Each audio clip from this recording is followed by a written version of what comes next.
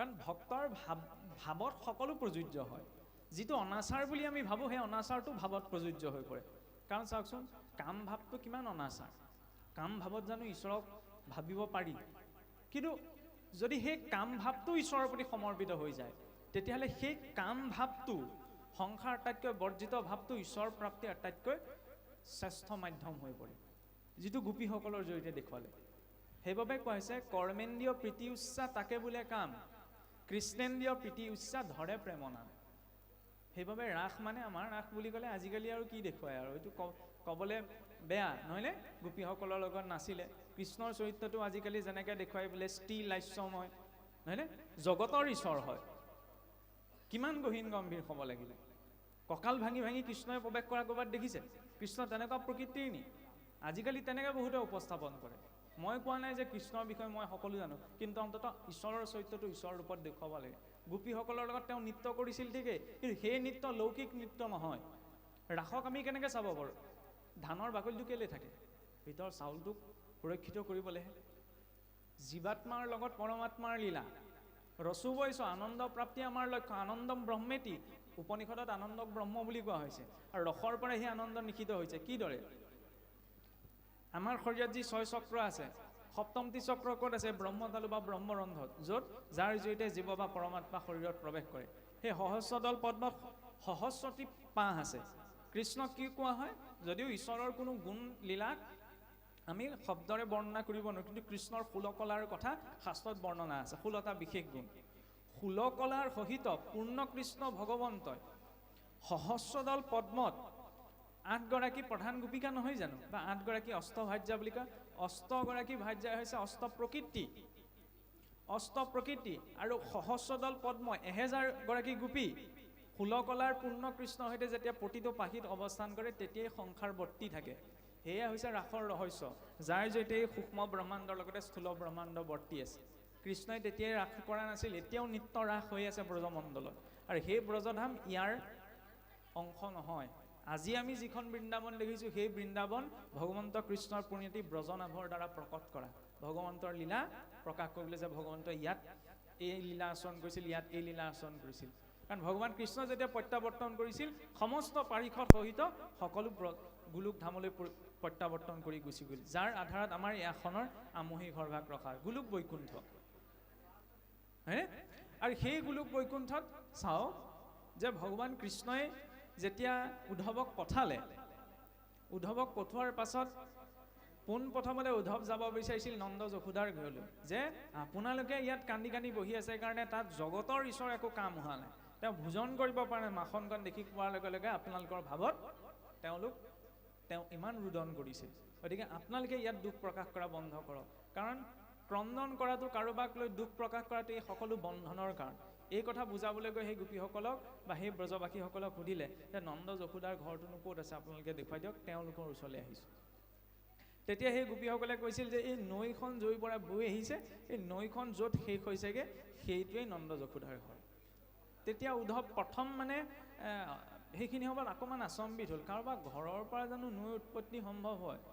এইটো কি কথা হ'ল? নৈৰ পৰা নৈৰ উৎপত্তি স্থানতে নন্দ যশোদাৰ ঘৰ? নহয়, আজি ইমান দিনে ভগৱান কৃষ্ণ আহিব বুলি নন্দৰ গৃহত সকলো ব্ৰজবাসী লোক সমবেত হৈ ইমান ক্ৰন্দন কৰে যে তেওঁলোকৰ অশ্ৰু জলৰ পৰা এখন নৈৰ উৎপত্তি হৈ গৈছে। ইয়াত যুক্তিযুক্ততাৰ স্থান নাই, ইয়াত ভাৱৰ স্থান আছে। প্ৰথম জাতকাটো সেইখিনিতে উদ্ধৱক লাগিছে। ঈশ্বৰৰ প্ৰতি ইমান বিৰহে ভক্তি পৰিপুষ্ট কৰে, বিৰহে ভগৱন্তৰ পৰা আঁতৰাই নিনিয়ে। কেনেদৰে ভক্তি পৰিপুষ্ট কৰে? নিজৰ ল'ৰাজন ঘৰতে সদায় আছে, হয়নে? সেইটো স্নেহো বেলেগ। 6 মাহ বছৰেকৰ কাৰণে বোলে আঁতৰত আছে, নহয়নে? বহুত দিনৰ মূৰত ল'ৰাটোৱে হওক ছোৱালীজনীয়ে হওক ইত্যাদি ইত্যাদি, সেই ঘৰৰ বাহিৰত থকা ব্যক্তিজন বোলে বহুত বছৰৰ মূৰত ঘৰলৈ আহিছে। সেইদিনা ভাৱটো বেলেগ হ'বনে নহ'ব? কাৰণ ইমান দিন লগ পোৱা নাই, কিমান আঁতুৰ হৈ থাকিব। সেইবাবে কোৱা হৈছে ভক্তিত বিৰহটো বৰ প্ৰয়োজন। বিৰহে ভক্তি পৰিপুষ্ট কৰে, হয়নে? তাপৰ তিনিটি তাপৰ কথা কোৱা নাই জানো? এটা আদি ভৌতিক, এটা আদি দৈবিক। ভক্তিৰ সৈতে জড়িত এটা তাপ আছে আধ্যাত্মিক তাপ। জীৱই যে ভগৱন্তক পাব পৰা নাই, ইচ্ছা কৰিছে কিন্তু পাব পৰা নাই। এই বিৰহ ভাৱটোত যিমান সদায় তৎপৰতা বৃদ্ধি পাব, সিমানে ভক্তি বৃদ্ধি পাব। বিৰহে ভক্তি বৃদ্ধি কৰে। আৰু যদি ভগৱন্তক পাই গ'লোঁ তেতিয়াহ'লেতো আৰু ধৰি লওক একো চেষ্টাই প্ৰয়োজন নাই। সেইকাৰণে ভাগৱতৰ মাৰ্গত ভগৱন্তৰ প্ৰত্যক্ষ প্ৰাপ্তিত কোনোসকলে ইচ্ছা প্ৰকাশ কৰা হয় যে বিৰহ লাগে। উদ্ধৱেতো ভগৱান কৃষ্ণক পায়েই গৈছিল, তাৰপিছত আকৌ ভক্তি ধৰ্ম ৰক্ষা কৰি পেলাই তেওঁক ৰাখি থৈ কিয় গ'ল? যে মোক পালা, ইয়াত তোমাৰ প্ৰাপ্তিৰ সুখটো নাই, তুমি নিজৰে ভক্তি আচৰণ কৰি মোৰ ওচৰলৈ আহা, তাৰ জৰিয়তে তোমাৰ অধিক ভক্তি পৰিপুষ্ট হ'ব, হয়নে? সেইবাবেতো কৈছে যে লক্ষ্মী সদায় ভগৱন্তৰ চৰণত বহিয়ে আছে, কিন্তু ভক্তজনৰ বাবে সেই লক্ষ্মীখেন নিজৰ জায়াকো ভগৱন্তক উপেক্ষা কৰে। কিয়? তেওঁ সদায় তেওঁৰ বাবে সদায় প্ৰাপ্ত, নহয়নে? প্ৰাপ্তৰ বস্তুৰ বাবে চেষ্টাৰ প্ৰয়োজন নাই, কিন্তু ভক্তজনে চেষ্টা কৰিছে, হয়নে? সেই চেষ্টাৰ মূল্য অধিক। তেওঁ বিৰহত দগ্ধ হৈছে। আৰু যেতিয়া গৈ পেলাই সেই নন্দ যশোদাৰ গৃহত ভক্ত উদ্ধৱ উপস্থিত হ'ল, তেওঁলোকৰ ভাৱত ভগৱন্ত কৃষ্ণৰ প্ৰতি সেই গোটেই লীলা বৰ্ণনা কৰি কৰি তেওঁলোকে যেনেদৰে ভাৱ প্ৰকাশ কৰিছিল, উদ্ধৱৰ জ্ঞানৰ অভিমান সেইখিনি সময়তে নষ্ট হৈ গ'ল। ছমাহৰ পাছত ভগৱন্তৰ শিশুকালৰ লীলাসমূহ শ্ৰৱণ কীৰ্তন কৰি পেলাই উভতি আহিছে। তাৰ পাছত উদ্ধৱ ভক্ত হৈছিল, তাৰ আগমুহূৰ্তলৈকে তেওঁ জ্ঞান মাৰিছিল, হয়নে? সেইকাৰণে কোৱা হৈছে যে জীৱনত যদি এজন শুদ্ধ ভক্তৰ সংগ পোৱা যায় তেতিয়াহ'লে তাতোতকৈ উত্তম কল্যাণ একো হ'ব নোৱাৰে। ভাগৱতৰ মূল বস্তু সেইকাৰণে সাধু সংগ হয়, হয়নে? সাধু সংগ বিনে নাই সংসাৰৰ নিষ্ঠাৰ, ভাগৱত শাস্ত্ৰে জানা এহি মানে হয়। সাধু সংগ মানে আকৌ আমি এইটোও বুজি থাকোঁ, প্ৰত্যক্ষ সাধু কেৱল আপুনি ময়েই নহয়, আপুনি মইতো সাধু বুলি ক'বই নোৱাৰোঁ, নহয় জানো? ভাগৱত ভাগ মেলি লোৱাৰ লগে লগে স্বয়ং সুখদেৱ, উদ্ধৱ, বিদুৰ, মৈত্ৰ ইত্যাদি ভক্তসকলৰ সংগ আমি লাভ নকৰোঁ জানো? কৰোঁ নে নকৰোঁ? কিন্তু সেইটো আমি ভাৱেৰে গ্ৰহণ কৰোঁ নকৰোঁ সেইটো নিজৰ ওপৰত নিৰ্ভৰ কৰে। গীতা শাস্ত্ৰ ভাগ মিলি ল'লেতো স্বয়ং ভগৱান কৃষ্ণ আৰু অৰ্জুনৰ সংগ লাভ কৰোঁ। সৎসংগ আচৰণ কৰিবলৈ যাওঁতে কেৱল ব্যক্তি সংগতে সৎটো বিচাৰ কৰিলে নহ'ব, অন্যতো সৎসংগ লাগিব। কাৰণ আপুনি ভাবি চাওক, মোৰ যদি খোৱা বোৱা বস্তুবিলাক সদায় ৰাজসিক তামসিক হয়, বাক্য বচন যদি মোৰ ৰজু তমোগুণীয়া হয়, মোৰ কৰ্মবিলাক যদি ৰজু তমোগুণীয়া হয়, তেতিয়াহ'লে সত্ত্বগুণীয়া ব্যক্তিজনৰ লগত গা ঘেলাই থাকিলেও মোৰ একো পৰিৱৰ্তন নহয়। কাৰণ মন্থৰা ৰামৰ ৰাজ্যতেই আছিল, পৰিৱৰ্তন হ'ল জানো?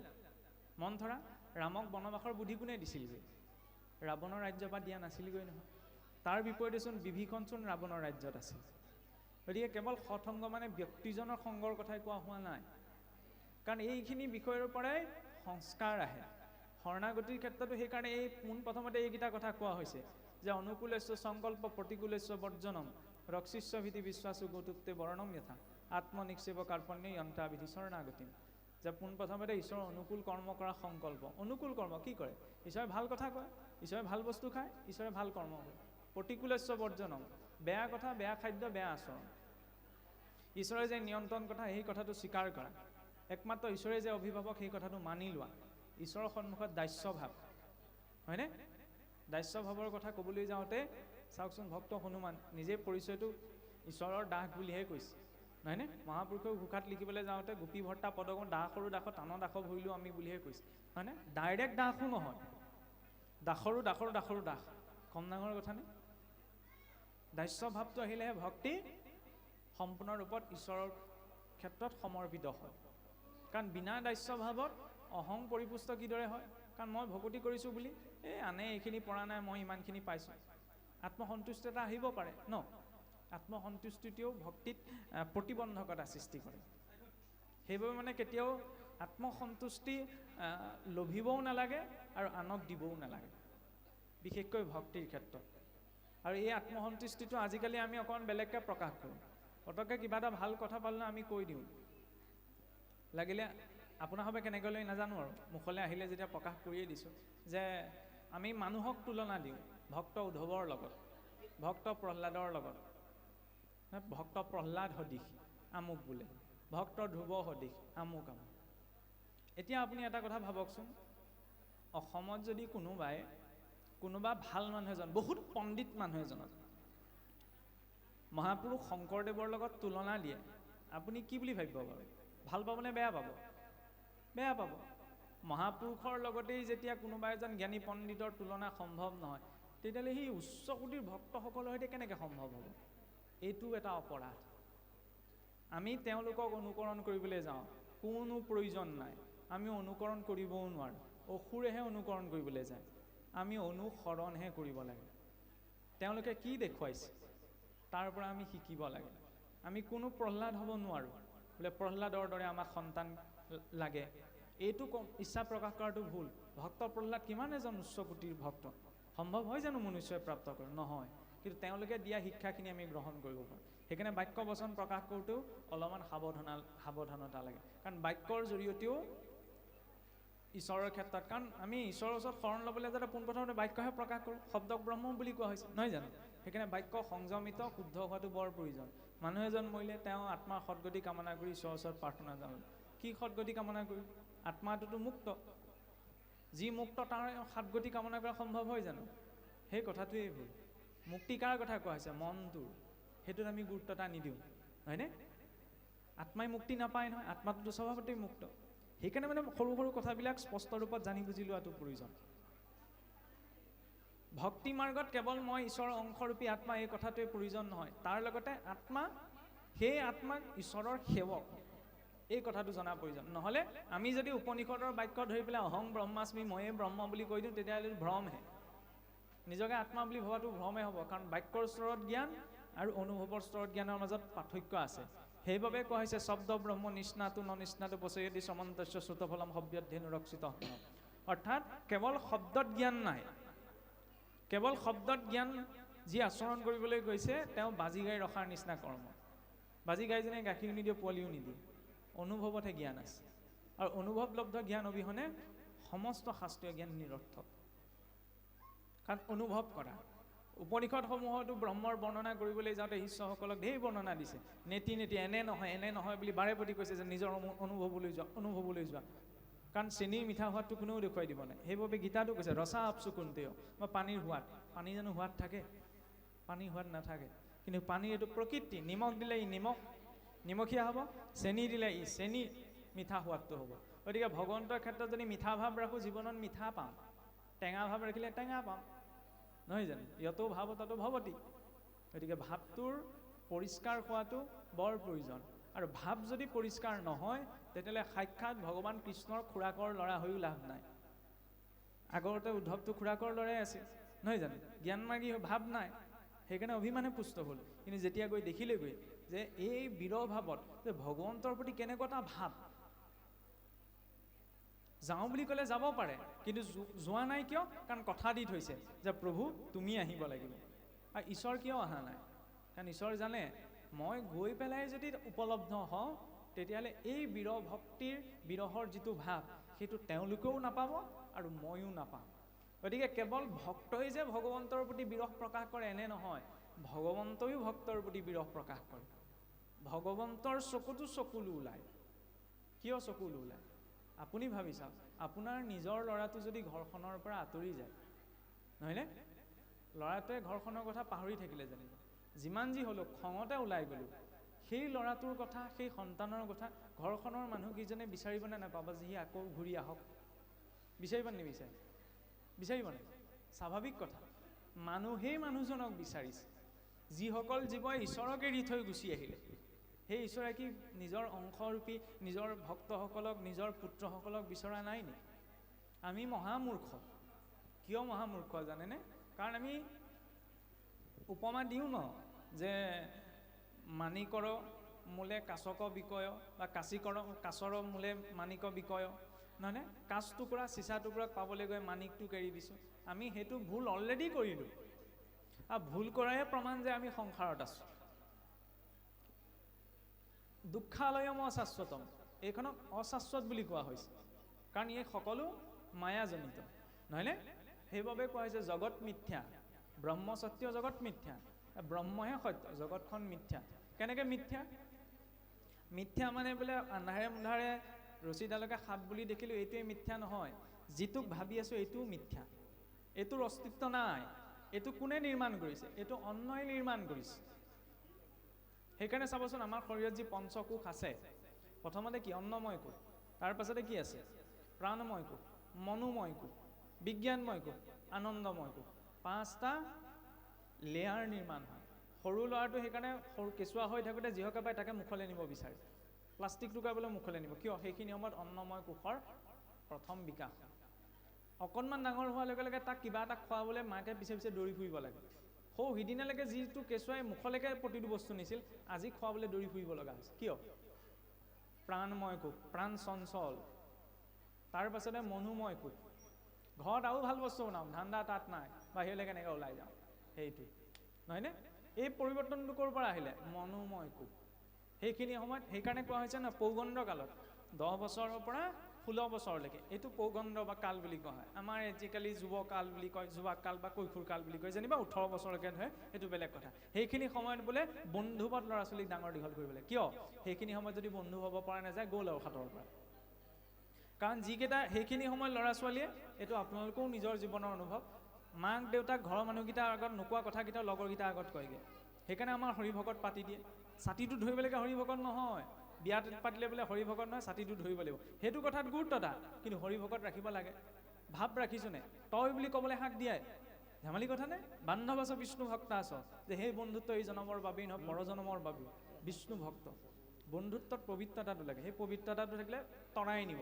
আৰু যদি পবিত্ৰতাটো নাথাকে, তেতিয়াহ'লে ঢকা মাৰি চিগাৰেট এটা খাওঁগৈ বুলি ক'ব, নহয়নে? আজি হোটেললৈ যাওঁগৈ বুলি ক'ব, কাইলৈ ফোন এটাও আহিব পাৰে, বোলে আমুকত এক্সিডেণ্ট এটা হ'ল, ইত্যাদি ইত্যাদি। সকলো তেনেকুৱা নহয়, কিন্তু এইবিলাক ঘটনা ঘটিবলৈ ধৰিছে এনেকুৱা কিছুমান সাম্প্ৰতিক পৰ্যায়ত। কিয়? একমাত্ৰ সংগটো বেয়া হোৱা বুলি। যদি সংগটো ভাল হয়, ভিতৰি লাগিলে তেওঁ একো নাজানক, তৰি যাব। কেনেকৈ? তিনিআলি মূৰত মই ৰৈ আছোঁ, তাতে মদ খোৱা 3-4জন ব্যক্তি ৰৈ আছে। মোকে তেওঁলোকৰ লগত ৰৈ থকা দেখিবলৈ যদি হয়, আপুনি কি বুলি ভাবিব বাৰু? ভাগৱত কথা বুজাবলৈ গৈছোঁ বুলি ভাবিব নি? ভক্তি কথা বুজাবলৈ গৈছোঁ বুলি ভাবিব নি? নাভাবে। কি ক'ব? এইজনে যোন ভাগৱত কথা কৈ পৰি এই মদ খোৱা মানুহকেইজনৰ লগতহে এই দোকানখন আগত দেখি থৈ আহিলোঁ। কি বুলি ভাবিব? খাবলৈ গৈছোঁ বুলি ভাবিব। তাৰ বিপৰীতে তেওঁ একো নাজানে, নামঘৰত আহি বহি আছে। কাৰোবাৰ সাহস আছেনে তেওঁক ভগত বুলি ক'ব পৰা? কাৰো সাহস নাই। কিয়? গতিকে ব্যক্তিজনৰ ভিতৰত যিয়েই নাথাকক লাগিলে, সংগতে প্ৰভাৱ পেলায়। বাহ্যিক ৰূপতে চাবলৈ গ'লেও তেওঁ কেনেকুৱা সংগত আছে, সেইকাৰণে সংগটো ভাল হ'ব লাগে। কিন্তু তাতো অভিযোগ এটা থাকে কি, আজিকালি সকলোৱে মিলা প্ৰীতিৰে চলিবলৈ হ'লে সকলোৰে লগত চলিব লাগিব। হয়, সকলোৰে লগত চলিব লাগিব। কোনোবা এজন অসৎ ব্যক্তি বুলি লেই চেচে কৰিবলৈ কোৱা নাই। যিজনৰ চেতনা যিটো স্তৰত আছে তেওঁক তেনেকেই কওক। কাৰণ ৰাৱণক ৰাম নামৰ মহিমা বুজাবলৈ গৈ লাভ নাই, হয়নে? যিজনে যেনেকৈ বুজিছে চেষ্টা কৰক। যদি দেখিছে যে তেওঁ বুজিব, তেতিয়াহ'লে বুজাওক। যদি লাভ নাই, তেতিয়াহ'লে তেওঁ নিজৰ পথ বোলক, আপুনি মই নিজৰ পথ বুলিম। কাৰণ সময় নষ্ট কৰি লাভ নাই। বিভীষণে যদি ৰাৱণক ৰাম নামৰ মহিমা কথা ক'বলৈ গ'লে, তেতিয়া বিভীষণৰ পৰিস্থিতি বিকলহে হ'লহেঁতেন। বুজাই থৈ দিলে, ৰাম মানে সেই ৰামৰ কথা কোৱা নাই, ৰাম মানে ৰাৱণ, মই মানে মন্দোদৰী। ৰাৱণ সন্তুষ্ট হৈ গুচি গ'ল। ৰাৱণৰ চেতনাই ৰাম নামৰ মহিমা বুজি নাপায় নহয়, হয়নে? এই যিজনে যেনেকৈ আছে তেওঁ তেনেকেই থাকিব লাগিব। আৰু এটা কথা, তেতিয়াহ'লে কি আমি সকলোৰে প্ৰতি ভক্তি প্ৰচাৰ প্ৰসাৰ কৰিব নালাগে নি? সেইটো দায়িত্ব আপোনাক মোক ঈশ্বৰে আপোনাকো দিয়া নাই, মোকো দিয়া নাই। আমি চিন্তা কৰোঁ কি, এনেকৈয়ে থাকিলে সমাজবিলাকৰ কি হ'ব, দেশকালৰ কি হ'ব? সেইটো দায়িত্ব জানো আপোনাক মোক দিছে? ঈশ্বৰে গীতাত কৈছেচোন, যেতিয়াই অধৰ্ম সানিব মই আহিমেই, কনফাৰ্ম টিকেটটো দিয়েই থৈছে। তাৰপিছত আপুনি মই চিন্তা কৰা কি প্ৰয়োজন? তেওঁ কাম তেওঁ নিজে কৰিব। আপোনাৰ মোৰ দায়িত্ব নিজে তৰি যোৱাটো। এইটো স্বাৰ্থপৰ চিন্তা নহয়। আপুনি মই আনক তৰাই নিবও নোৱাৰোঁ, পাৰিম জানো? মই আপোনাক তৰাব পাৰিম জানো? আপুনি মোক তৰাব পাৰিব জানো? নোৱাৰে। আৰু যিজন ব্যক্তিয়ে ভক্তি মাৰ্গত যদি পাবলগীয়া আছে, আৰু বিপৰীত পৰিস্থিতিত থাকক, তেওঁ পাই যাব। আৰু যদি পাবলগীয়া সংস্কাৰ নাই, আৰু দি থাকক, পোৱা সম্ভৱ নহয়। কাৰণ গোটেইখিনি আমি নিজৰ সংস্কাৰৰ জৰিয়তেহে পাওঁ। পূৰ্বতে যিখিনি সঞ্চিত কৰ্ম আছে তাৰ ধাৰতে ফলটো পাম। নহ'লে একেটা কৰ্ম কৰি কোনোবা এজনে বেলেগ এটা ফল পাইছে, ইজনেও বেলেগ ফল পাইছে। কিয় হৈছে? গুণ অনুক্ৰমেহে কৰ্ম কৰয় সকল, গুণৰ প্ৰভাৱে উচ্চ নিচ হোৱে ফল। গুণৰ প্ৰভাৱতহে আমাৰ উচ্চ নিচ হৈছে ফলবিলাক, হয়নে? গতিকে যিজনৰ ভিতৰত যিটো গুণ অধিক হৈ আছে, তেওঁ সেই গুণ অনুসৰি ফলটো পাব, হয়নে? সেইটো আপুনি মই পৰিৱৰ্তন কৰিব নোৱাৰোঁ। মাৰ্গটো দেখুৱাই দিয়া যাওক, তেওঁ গৈ থাকক। কাৰণ ইয়াত সকলো স্বতন্ত্ৰ।